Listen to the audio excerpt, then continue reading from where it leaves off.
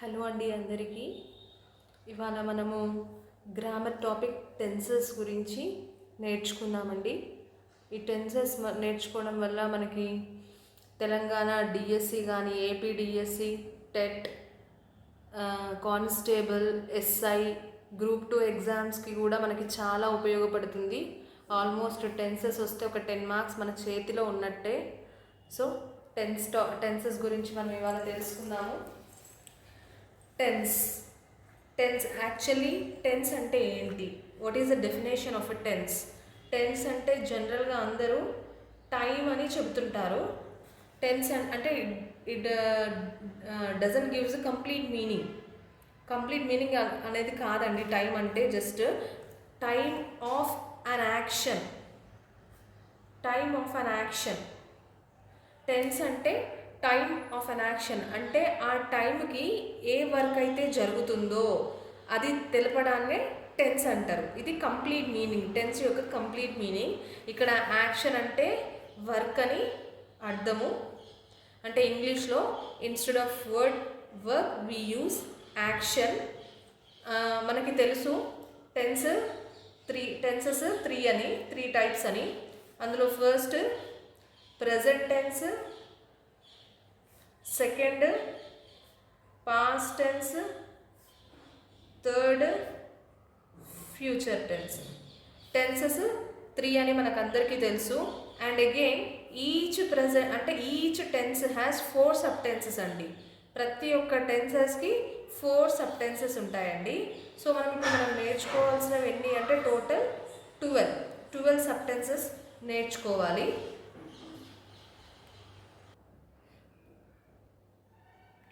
అయితే ఈ 4 sub tenses ఏంటి అంటే, ఈ 4 సబ్ టెన్సెస్ని గుర్తుపెట్టుకోవాలంటే కూడా కొంతమంది అంటే తెలుగు మీడియం బ్యాక్గ్రౌండ్ స్టూడెంట్స్ కానీ, కొంతమంది ఈ గ్రామర్ అంటే కొంచెం ఇష్టం లేని వాళ్ళు ఎవరైనా సరే, కొందరికి ఈ 4 సబ్ టెన్సెస్ గుర్తు పెట్టుకోవడం అనేది ఒక పెద్ద వర్క్ అంటే బర్డెన్ లాగా ఫీల్ అయ్యి కూడా ఈ టెన్సెస్ నేర్చుకోవడం అనేది మానేస్తూ ఉంటారు. కానీ అలా కాదు, చాలా సింపుల్ మెథడ్. మా సార్ మాకు చెప్పిన మెథడ్ నేను మీకు చెప్తున్నాను. ఇక్కడ ఏంటి అంటే ప్రజెంట్, పాస్ట్, ఫ్యూచర్. ఇక్కడ వీళ్ళని 3 మదర్స్గా అనుకోవాలి.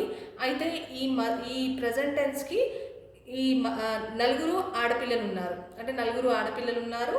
వాళ్ళు ఎవరు అంటే ఫస్ట్ ఆ ఆడపిల్లలకి డ్యాన్స్ అంటే చాలా ఇష్టము. ఫస్ట్ అమ్మాయి ఎలా చేస్తుంది అంటే డ్యాన్స్ చాలా సింపుల్గా డ్యాన్స్ చేస్తుంది. సెకండ్ అమ్మాయి ఎలా చేస్తుంది? కంటిన్యూయస్గా ఆ డ్యాన్స్ని కంటిన్యూయస్గా చేస్తుంది.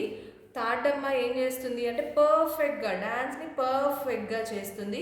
ఫోర్త్ అమ్మాయి ఏం చేస్తుంది అంటే పర్ఫెక్ట్గా కంటిన్యూయస్గా, చాలా తెలివిగల అమ్మాయి అన్నట్టు. ఈ అమ్మాయి చిన్న తెలివిగల వాళ్ళు ఉంటారంటారు కదా, అట్లే. సో పర్ఫెక్ట్గా కంటిన్యూయస్గా డ్యాన్స్ చేస్తుంది అని అర్థం. అంటే ఇక్కడ మనం ప్రజెంట్ని యాడ్ చేసుకోవాలి. సేమ్ అన్ని దగ్గర సేమ్గా present simple, present continuous, present perfect continuous. చాలా సింపుల్ స్టోరీ, ఈజీ స్టోరీ అండి. ఎవరికైనా చాలా బాగా గుర్తుండిపోద్ది. మా సార్ ఇట్లానే చెప్పారు, నాకు ఇలానే గుర్తుండిపోయింది. సో పాస్ట్ టెన్స్కి కూడా సేమ్ థియరీని అప్లై చేసుకోవాలి. Past simple, past continuous, past perfect continuous.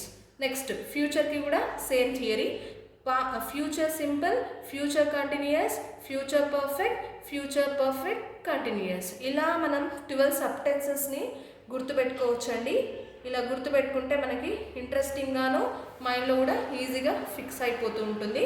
మనము ఈ టెన్సెస్లోకి టాపిక్లోకి ఎంటర్ అయ్యే ముందు యాక్చువల్గా మనము 2 నేర్చుకోవాలండి.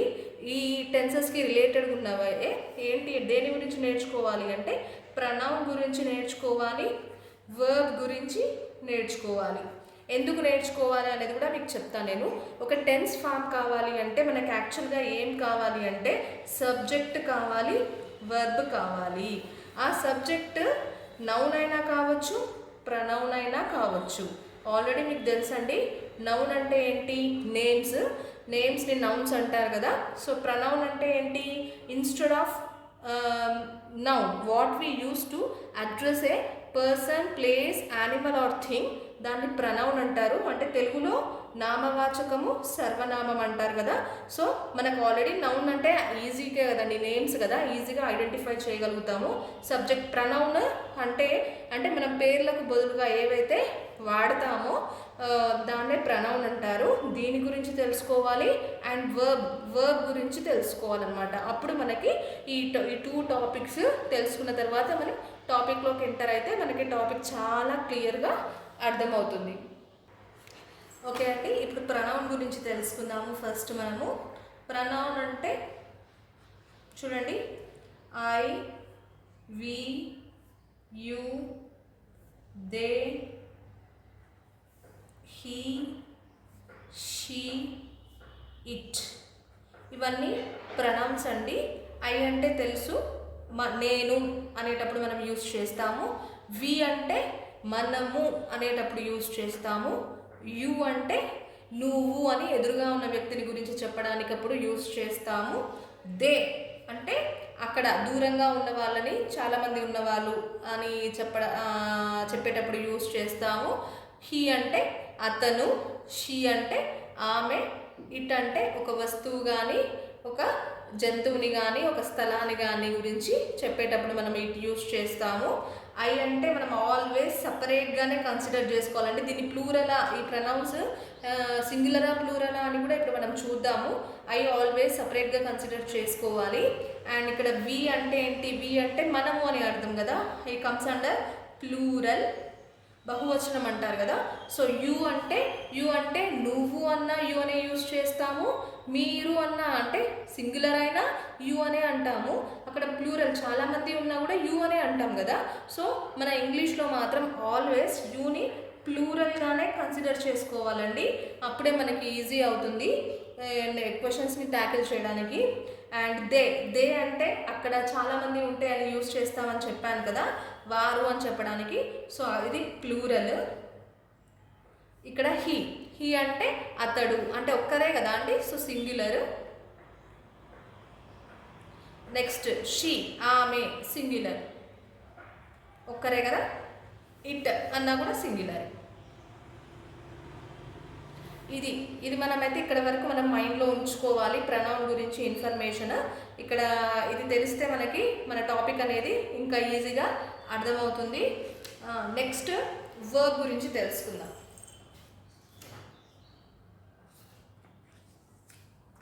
ఓకే, నెక్స్ట్ వర్బ్ గురించి తెలుసుకుందాము.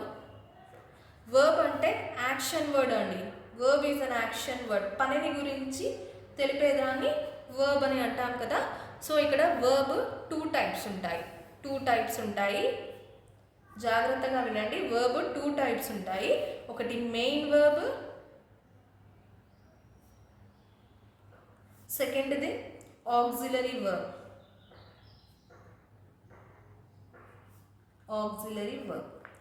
Main verb, auxiliary verb. Auxiliary spelling కూడా ఇంపార్టెంటే. మన ఇంగ్లీష్లో ఖచ్చితంగా స్పెల్లింగ్స్ మీద కూడా కాన్సన్ట్రేట్ చేయాలి. సో ఆక్సిలరీ వర్బ్ స్పెల్లింగ్ గమనించండి, AUXILIARY, auxiliary verb or helping verb, also known as helping verb. Main verb అంటే ఏంటి అంటే అసలు అంటే యూజ్ ఏంటి, మెయిన్ వర్బ్ అంటే ఏంటి, హెల్పింగ్ వర్బ్ అంటే ఏంటి. ఫర్ ఎగ్జాంపుల్ నేను ఒకటి చూస్తున్నాను, ఒక ఎగ్జాంపుల్ చెప్తాను, మీకు క్లియర్గా అర్థమవుతుంది. He is playing chess. Okay, ఇక్కడ మెయిన్ వర్బ్, ఇక్కడ ఇదేంటండి, హీ ఏంటి, సబ్జెక్ట్. ఆల్రెడీ మీకు చెప్పాను, సబ్జెక్ట్ అంటే ఏముంటుంది, నౌన్ కానీ ప్రనౌన్ కానీ ఉంటుంది. అంటే ఇక్కడ హీ అంటే ప్రనౌన్. ఓకే, ఇక్కడ ప్లేయింగ్ చెస్ అంటే హీ అంటే సబ్జెక్ట్ ఏం చేస్తున్నాడు అని చెప్పేదే మెయిన్ వర్బ్ అండి. ఇది మెయిన్ వర్బ్. సబ్జెక్ట్ హీ అతడు ఏం చేస్తున్నాడు, ఆడుతున్నాడు, ప్లేయింగ్ కదా. సో ఇది మెయిన్ వర్బ్ అన్నమాట.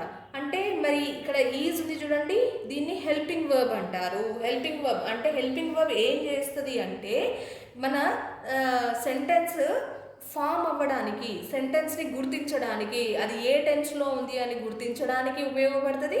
ప్లస్ టెన్స్ని ఫామ్ చేయడానికి it is used, helping verb is used to form a tense. Main verb ఏంటి అంటే main verb tells what the subject is doing. What the subject is doing.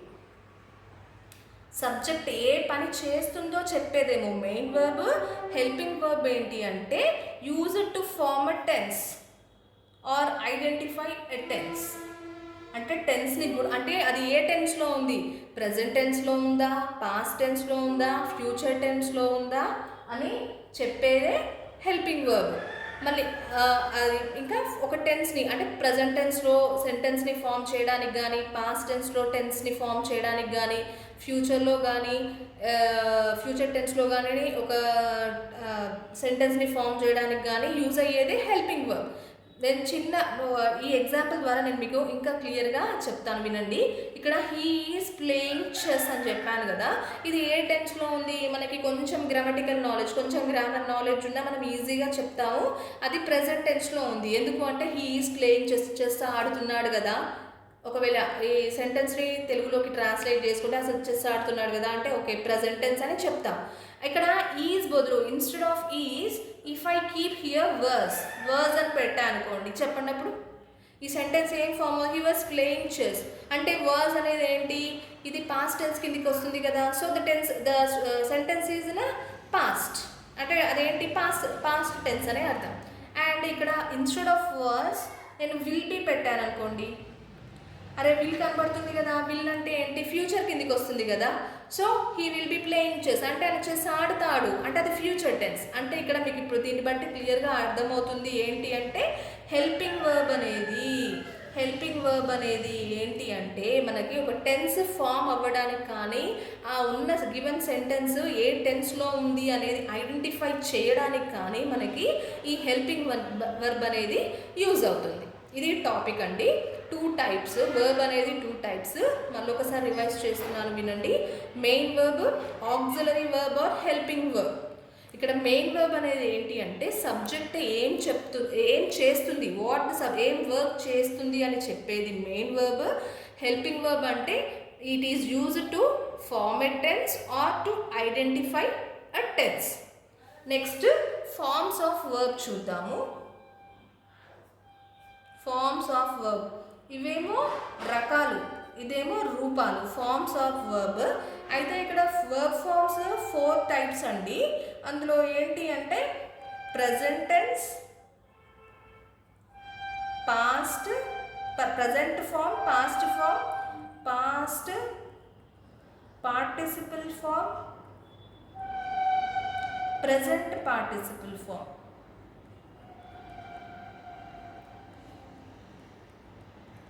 Verb forms అండి 4. Present form, past form, past participle form, present participle form. Very easy అండి. అంటే చూస్తే అట్లా అనిపిస్తుంది కానీ ఒకసారి మన మైండ్లోకి వస్తే ఈజీ అనిపిస్తుంది.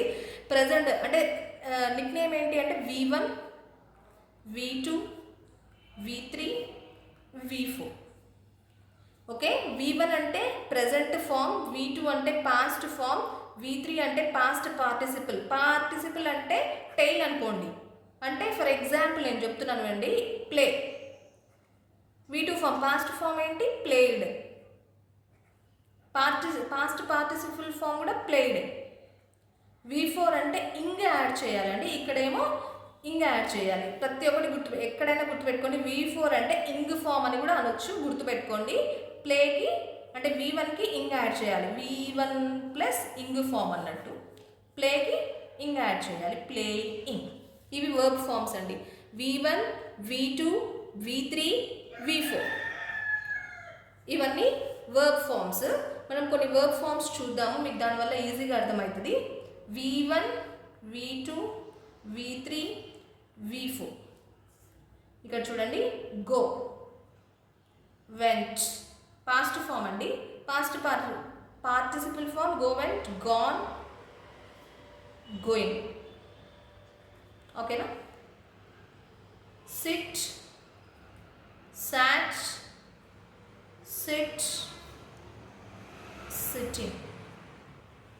కొన్ని ఫార్మ్స్, కొన్ని వర్బ్కి ఫార్మ్స్ చూడండి అన్నీ సేమే ఉంటాయి. V1, V2, V3 అన్నీ సేమే ఉంటాయి. ఇక్కడ చూడండి V1, V3 సేమ్ ఉన్నది. ఇప్పుడు అన్నీ సేమ్ ఉన్నాయి, చూపిస్తాను. Cut, cut, cut, put, put, put, putting. Okay.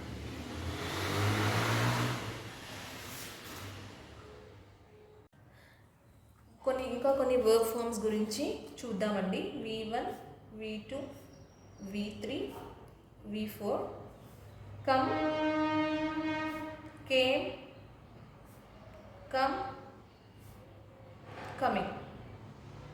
చూడండి ఇక్కడ V1, V3 సేమ్ ఉన్నాయి, V2 డిఫరెంట్గా ఉంది. ఇంగ్ ఫామ్ V4 అంటే ఏంటి? V1 plus ing form. So present form, present tense form, past tense form, past participle form, present participle form. Come, came, come, coming. ఇంకా కొన్ని చూడండి, అన్నీ V1, V2, V3 సేమ్ ఉన్నవి. Spread, spread, spread, spreading. Hurt, hurt, hurt, hurting. Okay, మనం ఇవి కొన్ని verb forms అండి. ఇందాక నేను చెప్పిన కదండి, ఏంటి helping verbs or auxiliary verbs. కొన్ని లిస్ట్ చూద్దాము. లిస్ట్ ఆఫ్ helping verbs చూద్దాము. Is, and, are, was, were, have, has, had, have been, has been, had been, will, shall, would, should, can, could, may, might, must, ought to, do, did, does. చూడండి, these are the list of helping verbs. Is, am, are, was, were, have, has, had, have been, has been, had been, will, shall, would, should, can, could, may, might, must, ought to, do, did, does. ఈ list అంతా ఖచ్చితంగా గుర్తుపెట్టుకోవాలండి. అప్పుడు మనకి చాలా టెన్సెస్ని tackle చేయడం చాలా ఈజీగా ఉంటుంది. ఖచ్చితంగా మనము ఇది రిసైట్ చేస్తూ ఉండాలి. ఖచ్చితంగా గుర్తుపెట్టుకోవాల్సిందే. థ్యాంక్ యూ అండి.